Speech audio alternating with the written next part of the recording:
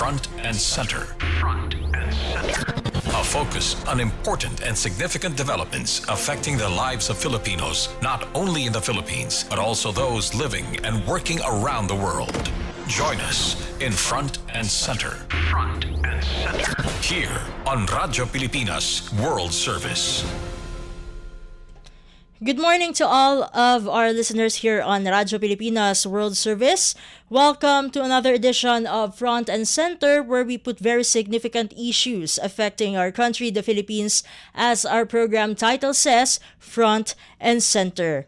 On behalf of our colleague Jerome Toledo, I'm your host for today, Steph Vicente, joining you all for a more or less 30-minute worth of talk discussing important matters with our government officials, people from the private sector, or even members of the academe. As seen through our video live streaming, you may watch and listen to Front and Center through our official Facebook page. Just search Radyo Pilipinas World Service. The same goes for our official YouTube channel. Meanwhile, we also have an audio live streaming thanks to the Evox PBS receiver app. You may download the said mobile application via Google Play Store if you are using an Android phone, or via App Store if you are using an iPhone. Once you have entered the Evox PBS receiver app, just find the logo or icon of Radyo Pilipinas World Service as seen at the back, and from there, you will be able to listen live to our programs such as Front and Center.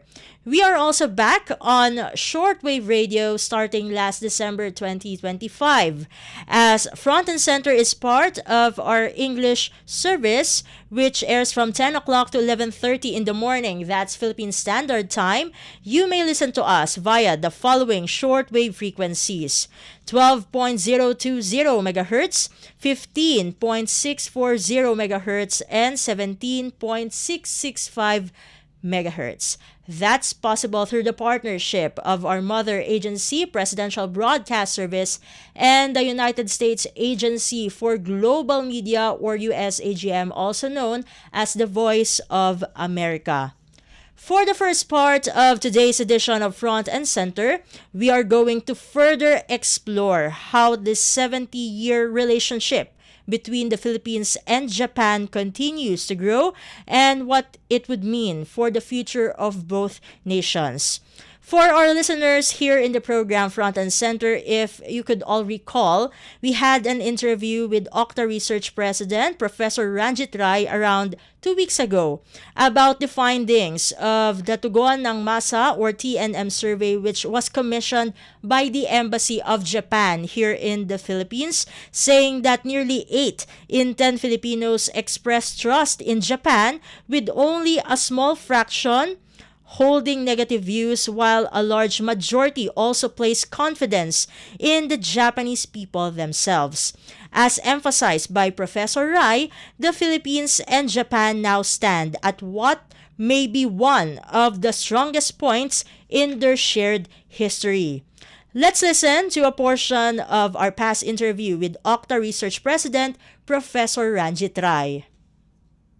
I guess at this point, based on the survey data, Philippine-Japan relations may therefore be at its strongest point in the history of the relationship, or the history of the partnership. I believe that the relationship will endure, again, not only because of converging interests, but because it's grounded on shared values. Okay. I also believe that the next 70 years will be will probably see a stronger, more resilient and rising Philippine-Japanese relations, because today, as I think, because the social, economic and political foundations for a strong relationship between two countries have been laid already, and so it's not just strong diplomatically, it's a relationship where, at least from the Philippine standpoint, there is strong public support for. the relationship. So my own fearless forecast is that the relationship will stand, will Mm. continue to rise, will continue to be resilient, and will continue to be durable because it's a friendship of choice between two countries. And Okay. Mm-mm. that I think is the most important finding for this. That moving forward, it's on solid ground. Moving forward, it could continue to be stable, resilient, and I believe will continue to be rising as far as the relationship, the diplomatic, economic, social, uh, uh, what you call the security relationship is concerned. So these are my own Mm. opinions on the interpretation of the survey findings. In general, it will continue to be a strong and stable relationship in this Mm. part of the world. Relation to the findings from Tatugon or tugon ng masa survey or TNM survey by Okta Research, which showed that Filipinos or which showed the Filipinos' positive perception towards Japan and the Japanese people. We are joined right now by Mr. Christian L. De Jesus, the Deputy Chief of Mission of the Philippine Embassy in Tokyo, Japan. DCM De Jesus, welcome to the program Front and Center. This is Steph Vicente again of Radyo Pilipinas World Service. Thank you, and good morning, Steph, and to all your viewers and listeners. On behalf of Ambassador Milen J. Garcia Albano, the Philippine Embassy is pleased to join you this morning. Thank you very much, DCM De Jesus, for joining us here in the program. As mentioned earlier, and of course, I think you have heard as well what Professor Rai has said in our previous interview. The recent Tugon ng Masa survey or TNM survey by the Okta Research shows that around 79% of Filipinos trust Japan. From the perspective of the Philippine Embassy in Tokyo, Japan, what factors do you think contributed to this very high level of trust among Filipinos? First of all, the high level of trust by Filipinos in Japan reaffirms the transformation of the relationship between the Philippines and Japan coming from reconciliation in the 50s to economic development and to what we have now, which is one of the most dynamic strategic partnerships in the Indo-Pacific. And as to your question, as to possible factors, we believe that the Filipinos have seen the tangible and felt the positive influences and contributions of Japan to the Philippines throughout the years in the fields of infrastructure, in the fields of education, health, and many other sectors. We have consistently cooperated, and Japan has consistently provided support to the Philippines. Mm. The survey also found that about 75% of respondents of these Tugon ng Masa survey trust the Japanese people themselves. How important are people-to-people relations in strengthening the long-standing friendship now at 70 years between the Philippines and Japan?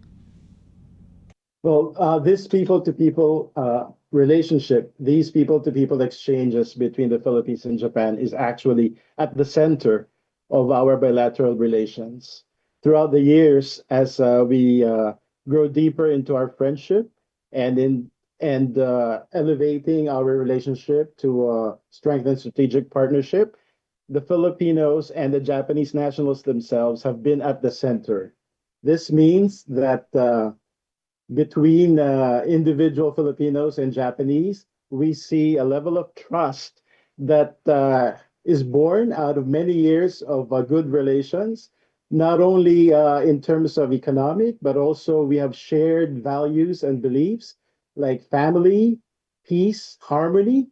And from that level, from grassroots up to the national level, we see that the role of the Filipino is very important. I dare say that the success of our bilateral relations uh, has a lot to do with the role of our Filipino nationals, the role that they play in the daily role that they play in their work, in their communities, as they exhibit themselves as ambassadors of goodwill.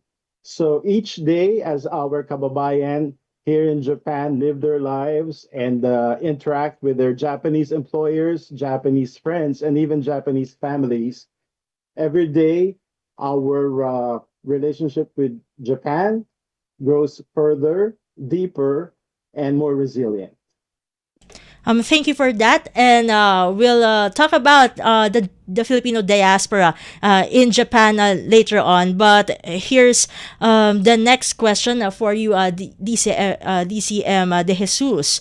With around the 70% of Filipinos describing Philippine Japan relations as very good, how does the embassy now view the current state of bilateral ties between the two countries? As I mentioned earlier, we have a very strong strategic partnership between the Philippines and Japan. So throughout the years, our relationship started from reconciliation, as I said, and then economic cooperation. And now we're moving on to economic security, defense and security, and peace and stability in the region.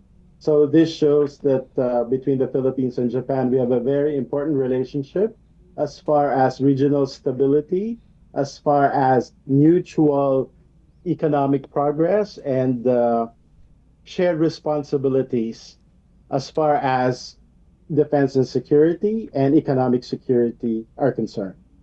Mm. And now, the survey highlights the role of cultural exchanges, tourism, and educational cooperation.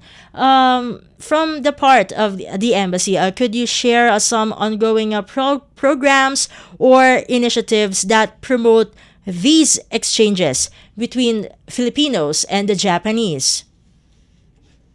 Okay, from a tourism point of view, may I say that our tourism section here in the embassy works very hard under the leadership of the ambassador in furthering our tourism initiatives for inviting and having more visits from Japanese nationals to the Philippines.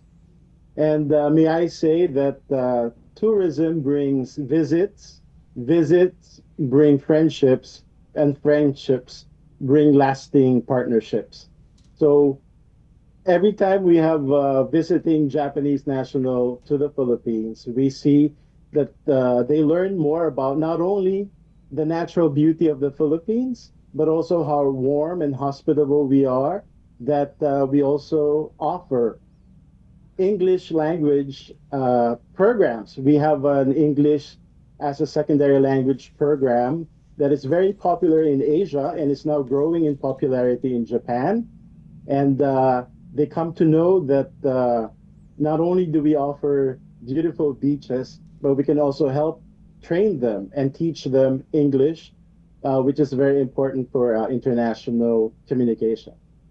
As far as tourism companies. We also engage with tourism companies. We also engage with social media influencers. And we bring the best of the Philippines to the attention of our Japanese nationals here in Japan. For education, of course, for many decades now, Japan has been offering scholarships to our students, including the Ministry of Education or the MEXT scholarships.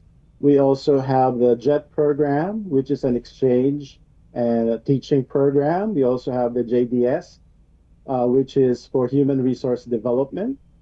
And we have a host of other programs and scholarships. So we would like these programs and initiatives to become more accessible and to our nationals, particularly just to have that information that these scholarships are available And also on the other side, we also hope that the Japanese nationals would also be aware of our educational offerings in the Philippines. As I mentioned earlier, the English as a secondary language program, which again is growing popularity also in Japan. And we have many other programs to further deepen our people to people exchanges. We have cultural events. We have our flagship Philippine Festival, which we hold every year here in Tokyo, where many of not only Japanese nationals, in fact, but also other nationalities attend and experience the beauty, the warmth, and the culture of the Philippines. We also we also aim to introduce our delicious delicacies, our delicious Filipino food, and I think this is gaining traction. And for this year, we are planning more food festivals to introduce our Filipino food, especially to the Japanese public. Hmm. And now, DCM De Jesus, Japan has been one of the Philippines' most trusted international partners for many years. In what ways is this trust reflected in cooperation between the two governments today? Well, with the recent developments in the world and even in the region, we see how important the commonalities between the Philippines and Japan are. First and foremost, both the Philippines and Japan share the same belief in rules-based international order. We both believe in peace, we both believe in dialogue and democracy, and we both shun violence. So from these commonalities, we come up with joint efforts, joint initiatives to cooperate in addressing whatever issues we are facing in the region and also in the world. In fact, a week ago, I think it was on the 24th of March, our president and the prime minister of Japan had a telephone conversation. So President Marcos and Prime Minister Takaichi had a phone conversation to talk about coordination and cooperation in light of what's happening in the Middle East right now. And they both agreed to coordinate to support de escalation efforts. So these commonalities and up to the level of our leaders show that between the Philippines and Japan, we can do many things together to advance peace and stability in the region and in the world. Hmm. Earlier, you have mentioned the Filipino community there in Japan. So now, how has the growing Filipino community or Filipino diaspora in Japan contributed to strengthening the relationship between the two nations? Right now, there are about 350,000 Filipinos in Japan. And throughout the many years of our relationship, throughout the past 7 decades, our Filipino nationals who are based here in Japan have played an integral and central role in deepening our people to people relations. To be able to have a successful diplomatic relationship between the two countries, it's essential that people to people exchanges have basis as of their relationship as trust and working together for common good. So throughout the years, our Filipinos here in Japan have exhibited Filipino warmth, hard work, talent, skills, and also the importance of family, community, and peace. And this, I think, is very good because our Japanese hosts have welcomed our Filipinos here in Japan, both the workers and the permanent residents, and even tourists, because there are many commonalities between our countries, and these commonalities, again, uh, further strengthen a resilient relationship between our countries. Mm-mm. And now that you have mentioned it, of course, having more than 300,000 Filipinos all over Japan, just for the information of our listeners who might not know this, what are the types of support services the Philippine Embassy in Tokyo provides for our kababayans there in Japan? May I start by saying that in Japan, in addition to the Philippine Embassy based here in Tokyo, we also have a Philippine Consulate General in Nagoya and a Philippine Consulate General in Osaka. So between these three Philippine Foreign Service posts, our priority under the leadership of Ambassador Garcia Albano is to support and protect our nationals, both the workers and the residents and those who have actually built their roots here with their Japanese families. As an embassy, we have what we call the MWO or the labor section. We also have our assistance to national section in the consular section of the embassy and also in our consulates general in Nagoya and Osaka. Our labor office looks after the migrant workers, and these migrant workers comprise of technical interns, specified skilled workers, professionals, and other overseas Filipino workers with contracts of employment with their Japanese employers. And our labor office takes charge in conciliation and mediation and making sure that the labor standards of Japanese law and Philippine law are complied with to protect our overseas workers and to advance their interests. For those who are in other categories, such as permanent residents, or those who have moved here and actually have built their families together with their Japanese partners, they can also still approach the embassy because we have an assistance to nationals section that also look after the needs of our kababayans who are not overseas Filipino workers. So between the labor office and the assistance to national section from the Department of Foreign Affairs, so both the migrant workers office and our assistance to nationals look after the Filipino diaspora here in Japan. Mm.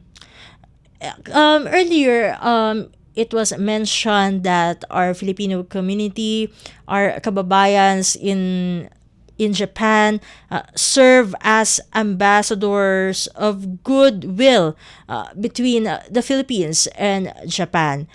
From the perspective of the embassy, in what ways do Filipino workers and residents in Japan serve as these so-called ambassadors of goodwill between the two countries?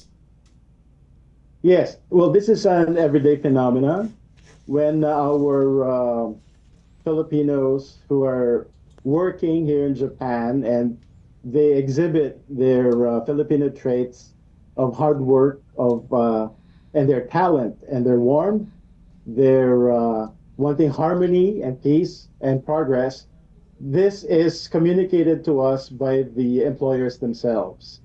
When we have opportunity to interact and to coordinate with local governments here in Japan, always, always they bring up how happy they are to have Filipinos within their jurisdiction who work very hard, who sacrifice, who do everything they could to help the community they're in, to help the employment areas where they work. So every day we hear wonderful stories of how Filipinos impress their employers and their co-workers. So these stories that we hear every day translate to goodwill and gives the Filipinos and the Philippines as a whole that sense of pride and leadership, if I may say, when it comes to community relations when it comes to people exchanges. Now, the Philippines and Japan have maintained diplomatic relations for 70 years.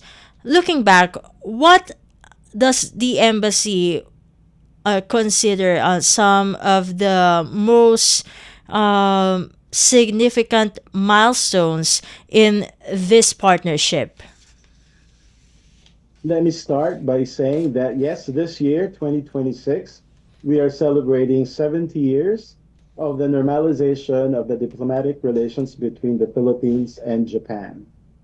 From the 1950s in 1956, I would say that's the start of the milestones when we signed the reparations agreement, which is the start of the reconciliation period between Japan and the Philippines. And from there, in the late 60s, we started with our economic relationships, our economic cooperation. In the late 70s, we have the famous Fukuda Doctrine, which was espoused here or in the Philippines by then Prime Minister Takeo Fukuda, which is the heart-to-heart diplomacy between Japan and Southeast Asia. And so the Philippines has been a front runner when it comes to heart-to-heart diplomacy. And then fast forward to 2011, the Philippines and Japan elevated their partnership, their bilateral relations, into a strategic partnership. And then a few years later, in 2015, the Philippines and Japan elevated further their relationship into a strengthened strategic partnership. And with all the challenges that's happening now, I must mention that we have also been entering into very important agreements with Japan. In 2024, we entered into the Reciprocal Access Agreement. In 2026, the acquisition agreement, which is called the AXA. We concluded this in 2026. So with all these history that we have, we can only say that we look forward to further deepening our relationship, where we will have more cooperation, not only bilaterally, but we also have our trilateral relationship between the Philippines, Japan, and the United States, and also our triangular cooperation with Japan in the Pacific Islands. I would be remiss if I do not mention Mindanao. Japan, throughout the decades, has been consistently working in Mindanao for peace, for prosperity, for progress, and the work that they have done there, including the Bangsamoro, to ensure peace and stability and prosperity, notably through the Japan International Cooperation Agency. And now, how does Japan contribute to the Philippines' development through economic partnerships, investments, or infrastructure cooperation? Maybe just the major ones. Okay. So, for the major one, actually, the most important treaty that we have with Japan in terms of economic relations would be the Philippines Japan Economic Partnership Agreement. This was signed between our countries on September 9, 2006. So, actually, this year, the agreement is celebrating its 20th anniversary. So, under this agreement, of course, trade and investment and movement of natural persons like nurses and caregivers, among others, have been at the forefront and have helped our economy to progress and to also make our economic relationship with Japan for the benefit of our kababayans. The nurses and caregivers under PIJEPA, of course, continues to be a program. And in addition to that, talking about economic relations under PIJEPA, Japan sources its bananas. 75% of Japanese or bananas in Japan are sourced from the Philippines. So we're working very hard to continue on working to further improve and to further elevate this economic relationship. So as part of our celebrations this year, we're also looking forward to further upgrading, so to speak, our economic partnership agreement with Japan. As much as I would like to extend this discussion, but we are running out of material time. Maybe I could ask this to you, DCM De Jesus. What message would the embassy like to share with Filipinos regarding the importance of maintaining strong relations with Japan? Go ahead. Thank you for this opportunity to speak to our kababayans. May I, on behalf of Ambassador Milen J. Garcia Albano, extend our appreciation, our thanks to our kababayans who work very hard every day, not only for their families in the Philippines, but also for our country. And these Filipinos are kababayans who exemplify the best in the Philippines, the best in the Filipino, continue to be the center of our bilateral relationship. Our strength, our kababayans, and the strength of their individual relations within Japan, and our relationship as far as both the Philippines and Japan are concerned are intertwined. And each Filipino, each kababayan is important.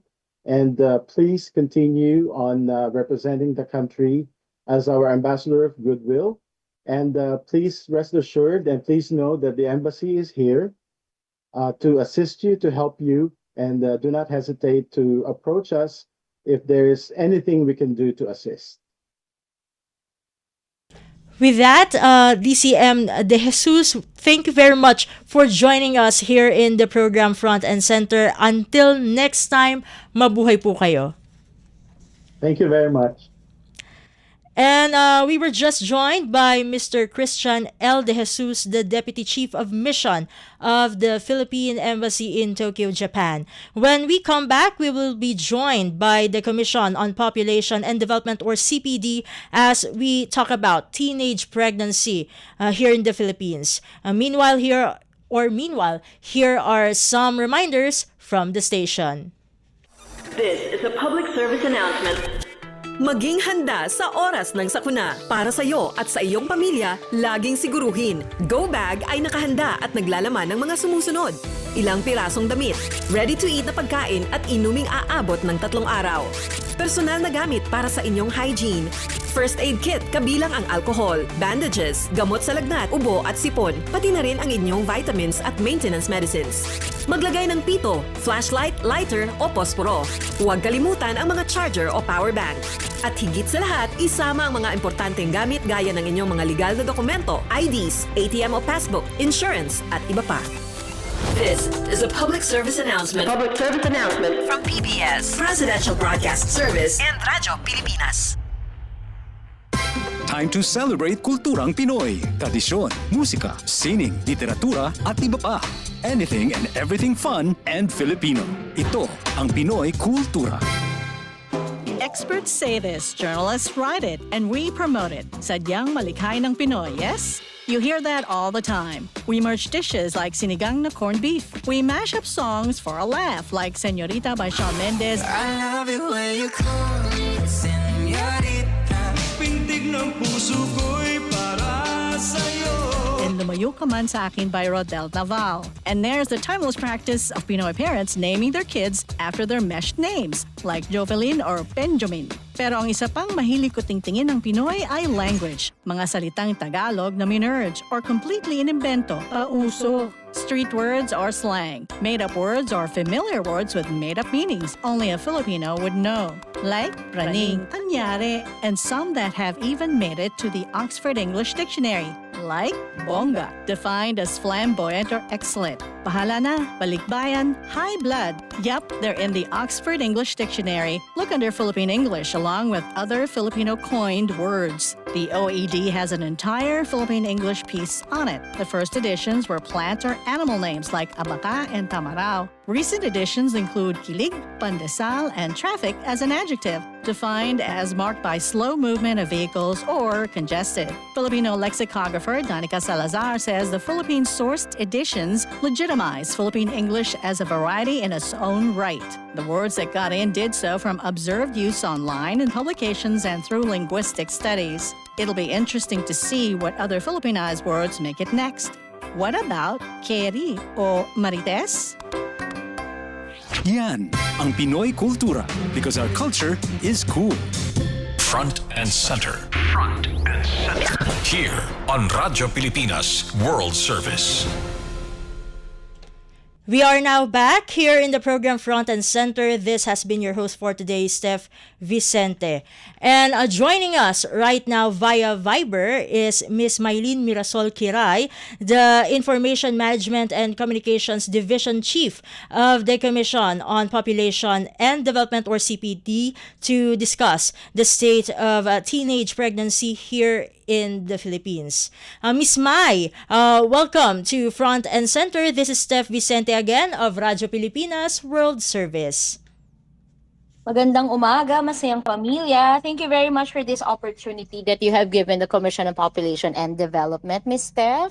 We're so honored that you have really involved us in this program, Front and Center. Thank you so much again, Miss Mai, for joining us here in the program. First of all, how would CPD describe the current situation of adolescent pregnancy here in the Philippines, particularly among girls aged 10 to 14? First off, the CPD is quite alarmed that the cases of adolescent pregnancy for girls aged 10 to 14 are increasing. So from 2023, the cases were 3,343, and then for 2024, the cases were 3,612 according to the Philippine Statistics Authority. That is the Civil Registration and Vital Statistics, or CRVS. So it's really alarming because these are since 2019, these are the cases that are increasing for the Philippines. The 2025 National Demographic and Health Survey of Philippine Statistics Authority has just been released, and data shows that for the 15 to 19, I think the government and other stakeholders have succeeded in really addressing this, as these are the ones really that are decreasing. It's a sad fact, although, and however, that for the 10 to 14, these are not covered for the women of reproductive age. So we do not have the 2025 data for the pregnancies and live births of 15 to 19, but we have administrative data showing the increase for the 10 to 14. Okay. And now, what factors are driving the recent increase in teenage births based on the data that you have? Yes, so when we say that the girl gets pregnant and gives birth, there is a causal framework that we follow, that when a girl gets pregnant and gives birth, first off, there are the family factors, because only more than 10% of Filipino parents communicate about sexuality with their children. And that is the call of CPD, that parents should be the first to communicate about these things with their children. But sad to say, our data shows that this is not happening in the country. So that's the first one. At the same time, parents should really monitor their children, because next to none, social media is the secondary sources of information on sex and sexuality of our children. We say children, but the youth ages 15 to 24, according to the Young Adult Fertility and Sexuality Study. So social media is a factor, definitely, according to the data. At the same time, we see that there is really a need for young people to have reproductive health education, because the misconceptions and myths regarding sexuality persists. So that's it. And at the same time, we know that the services are really wanting in terms of access for reproductive health services of our young people, because young people age 18 and below should have parental consent if they want to access services for family planning. But if ever you have been pregnant already, you still need a parental consent from your parent, so that you can access family planning services, so that you can avoid repeat pregnancy. Because when a young girl gets pregnant, the next thing is that there is a risk of repeat pregnancy. And even the data shows that before the age of 20, uh, there were five like cases who have or there were cases no of having five and over children. So imagine what age did they start giving birth, no, starting their childbearing. So let us check the actual numbers, but there are girls before they turn the age 20, they had five children and over. So it's really a sad fact for CPD of what the data are showing in terms of adolescent pregnancy for 10 to 14. But let me clarify also that these are, like if you look at it in the proportion of total births in the Philippines, these are low percentages. But one teenage pregnancy is one teenage pregnancy too many. And the 10 to 14 girls should not be bearing children. And at the same time, what is really alarming also are the ones getting these girls pregnant, because these are men much older than them.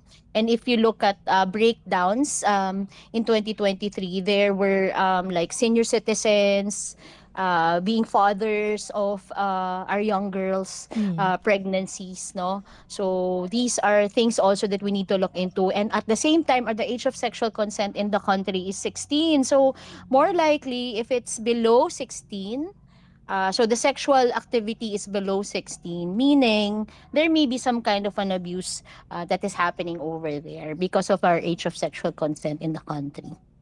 Okay. Now, why are highly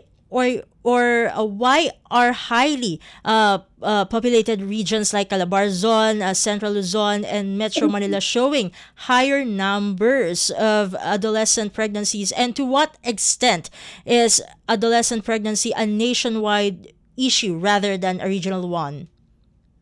Yeah, as we see, those regions which register the highest adolescent live births are also the regions with the top population in the country, as mentioned, no?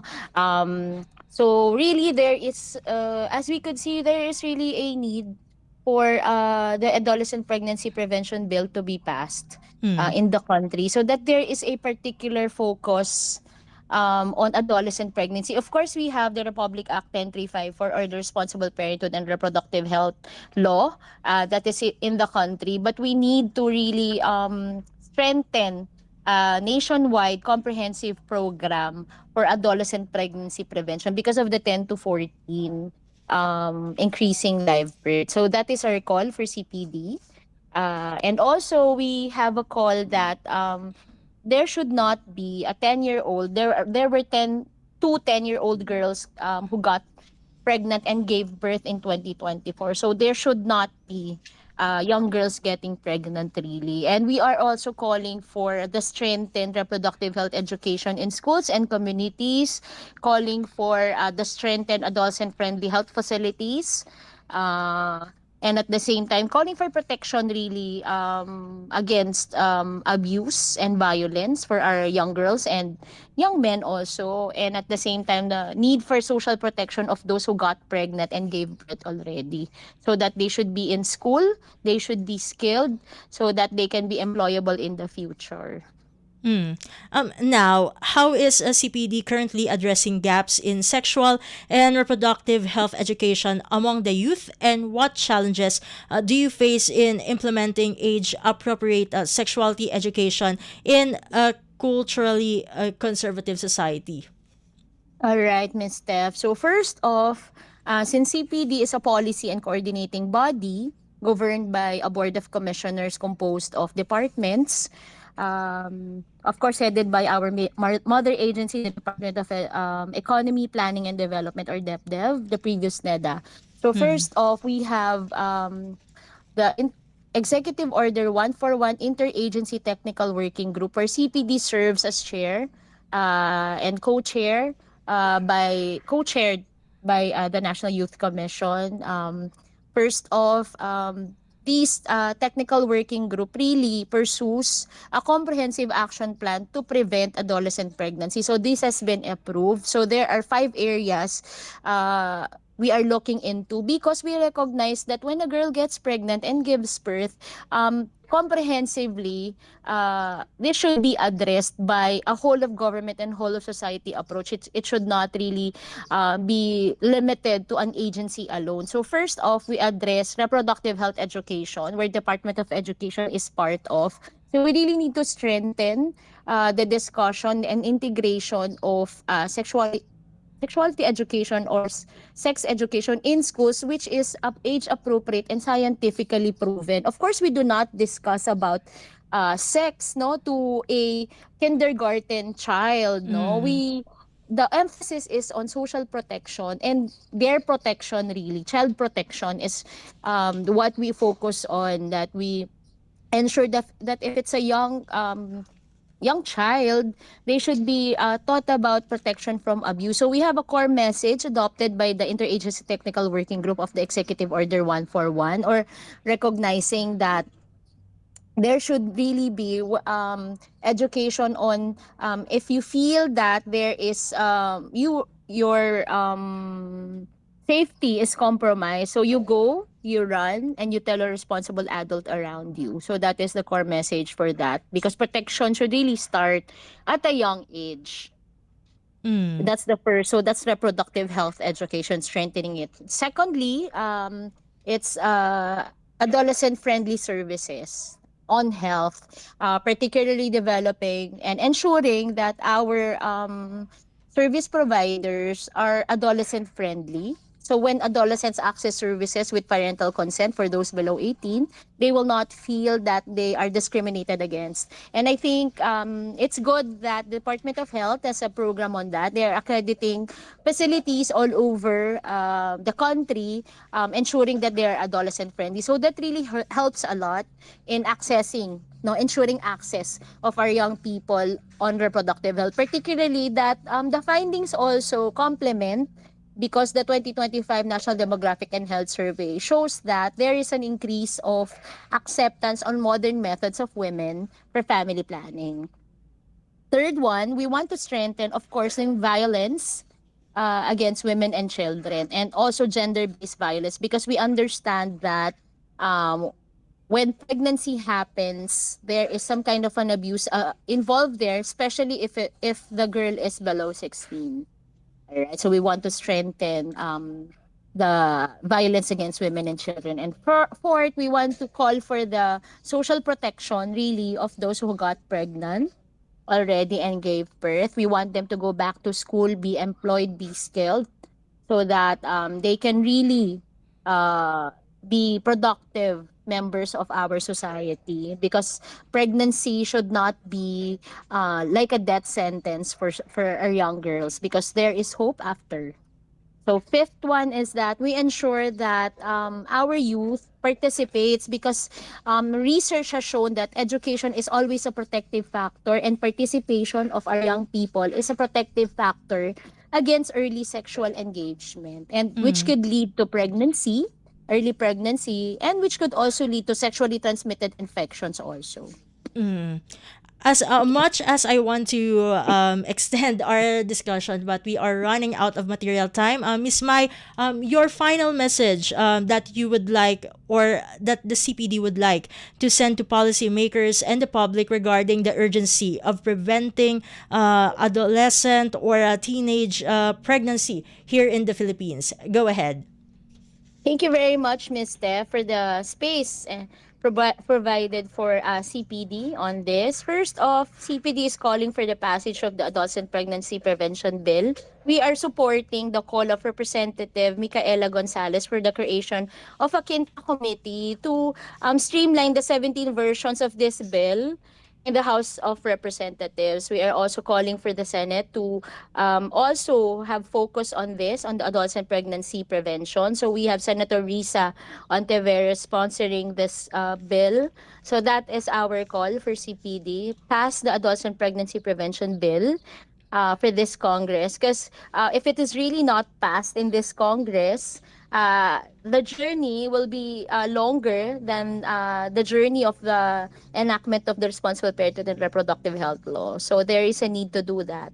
So that is the call of CPD. And at the same time, CPD is also calling for parents to be the first communicator of sexuality with their children. And we have tools available for them. We have malayaako.ph where parents can access information and discuss interactive tools for their children on how to really start with sexuality discussions in the family. And at the same time, CPD is always pushing for adolescent health and development of our children because we really want our young people to be productive and focus on their well-being, especially that more Filipinos are in the working ages 15 to 64 at this time, and fertility is decreasing at 1.7 according to the 2025 National Demographic and Health Survey. But more than the human numbers, human lives matter for CPD. So this will really should,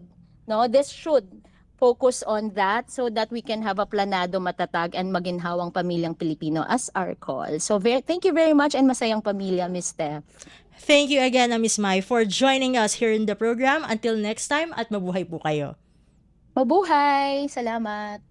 And we were just joined by Ms. Maylene Mirasol Kiray, the Information Management and Communications Division Chief of the Commission on Population and Development, or CPD.